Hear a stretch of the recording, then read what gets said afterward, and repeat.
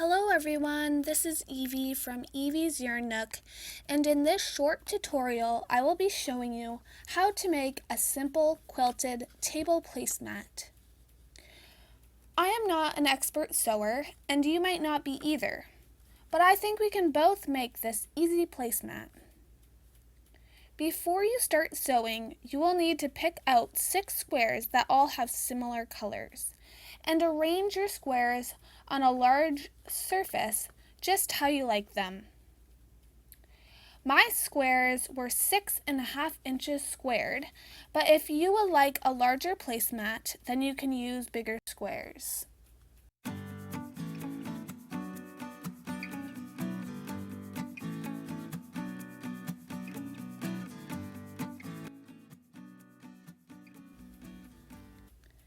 I used some different floral patterns as well as some zigzag patterns on my squares in pink and teal with a little bit of gold mixed in.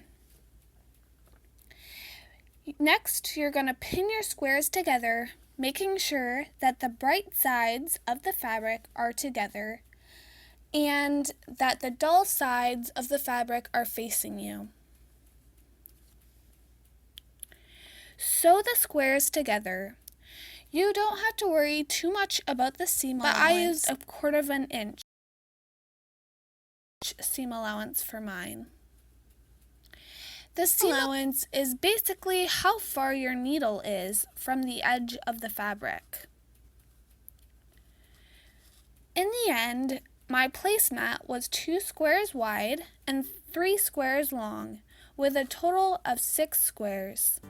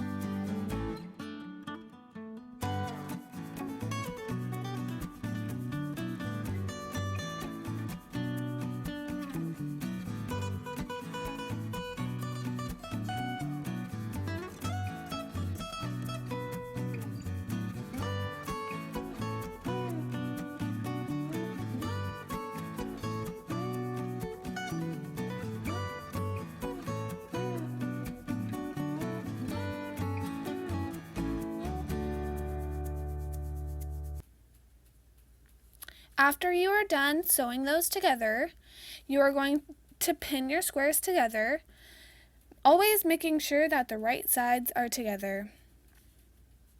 I forgot to mention that you want your thread to match one of the colors in your fabric, but I think that is pretty obvious.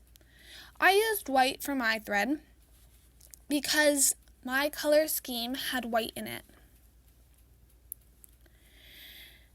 Last of all, I am going to pin my finished quilted side to another piece of fabric.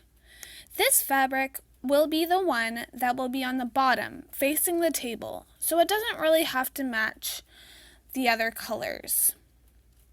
You just want some sort of a material that is not too slippery, because you don't want it to slide around the table. Once you have got that material, you're going to cut it to the size of your quilted side and sew it together all the way around, making sure to leave a hole to flip it inside out.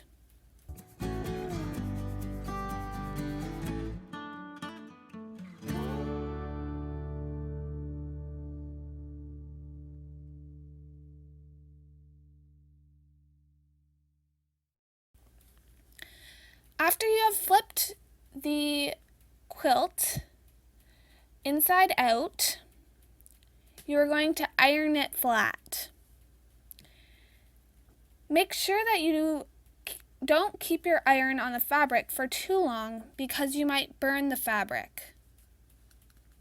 Also, make sure to poke out the corners before you iron. Last of all, I stitched around the iron fabric in a top stitch. This added a little detail to the whole thing and made it look so much more pretty. Trim all your threads and you are done. I hope you enjoyed making this with me and also enjoy the rest of your day. Make sure to visit my blog at evie'syarnnook.blogspot.com where you will find crafts, crochet patterns, and everything in between. Bye for now.